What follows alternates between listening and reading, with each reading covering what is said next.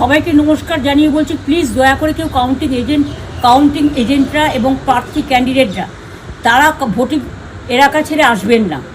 Strong রুমে যেখানে counting হচ্ছে মানে সেন্টারে, সেখান ছেড়ে কেউ আসবেন না। এটা বিজেপির প্ল্যান।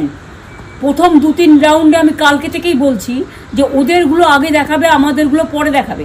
এবং অনেক জায়গায় 2-3 রাউন্ড কাউন্টিং করার পরে প্রায় 100টা জায়গায় কাউন্টিং বন্ধ করে রেখে দিয়েছে। এবং কল্যাণীতে ধরা পড়েছে 7টা মেশিন, যেখানে কোনো মিল নেই। এটা টোটাল ফোর্সফুলি সেন্ট্রাল ফোর্সকে দিয়ে চারিদিকে তৃণমূল কংগ্রেসের উপর অত্যাচার করছে, অফিস ভাঙছে, জোর করে দখল করছে। SIR নামে আপনারা দেখেছেন ভোট লুট করেছে যাতে যে সিটগুলো জিততে পারে। কিন্তু এখনও এমন 70টা সিট আছে, 100টা সিট আছে যেগুলো আমরা এগিয়ে আছি, সেগুলো বলছে না। টোটালটাই মিথ্যে নিউজ খাওয়াচ্ছে। আগে DICও এই খবরগুলো দিত, কিন্তু তাকে কালকে চেঞ্জ করে দেওয়া হয়েছে।